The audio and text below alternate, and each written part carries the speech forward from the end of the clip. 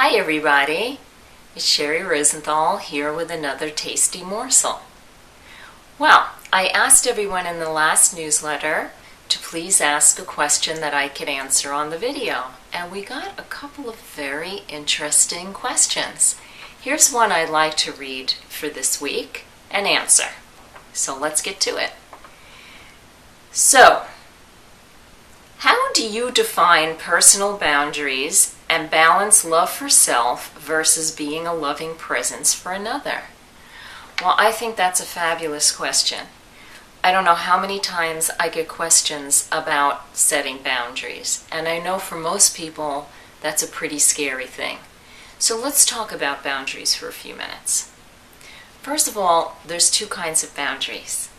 The first one is one that's set from fear, and the second one is one set from love. Let's talk about the fear-based boundaries first, because actually they're the most common. So when we have a fear-based boundary, we're setting that kind of boundary because we feel like someone is doing something to us or could do something to us. So in other words, we feel like someone may hurt us or take something from us, do something bad to us, maybe physically or verbally abuse us, be hypercritical or mean, just come at us in a really unpleasant way. And this scares us. And when we take that position of being afraid of what someone else says or does, it's because we are taking them personally. We're not seeing clearly that whatever they're doing is about them. It may involve us, yes, but it's not about us at all.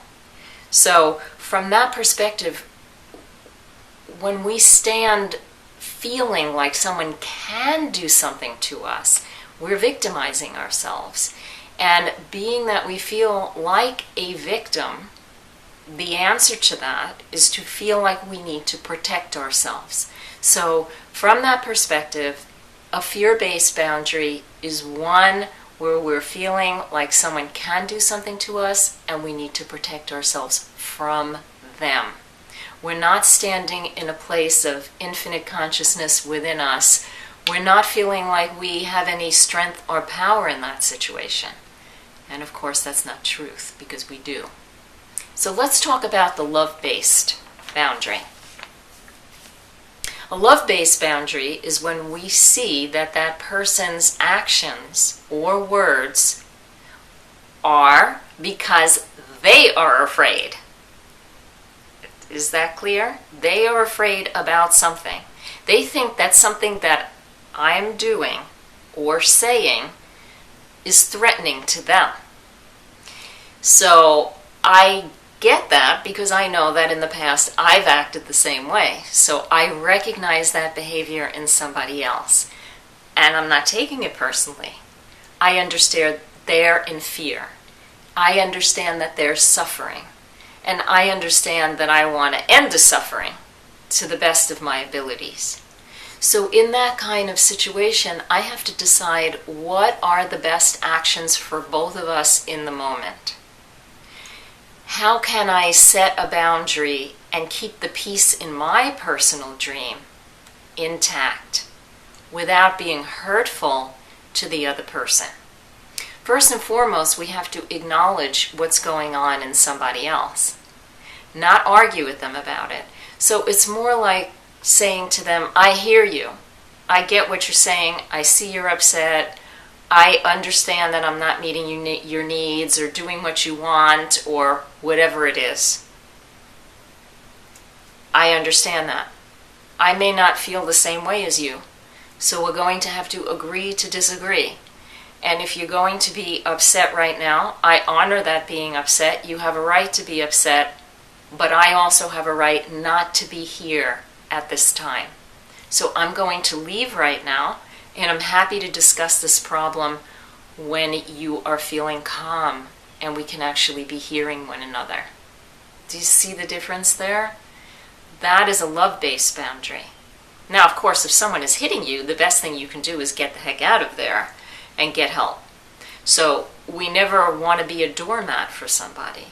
A lot of times people on a spiritual path feel like because they're living their life from the perspective of love, that they let people walk on them.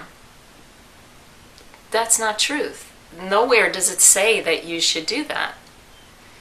If somebody is behaving in an unpleasant and hurtful way, and they're suffering, all we need to do is end that situation in the best way that we possibly can. Not by screaming at them saying, you're an idiot and you're behaving badly and all of that. That doesn't work. You're just going to make the person more upset.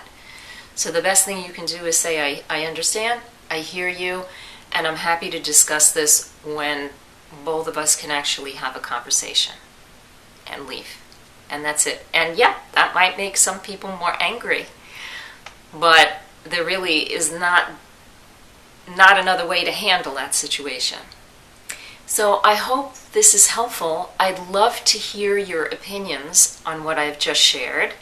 Maybe you can share a little bit about how you've dealt with situations from a fear-based and a love-based perspective. That would be very interesting to hear. So don't forget to post below and let me know what you're thinking.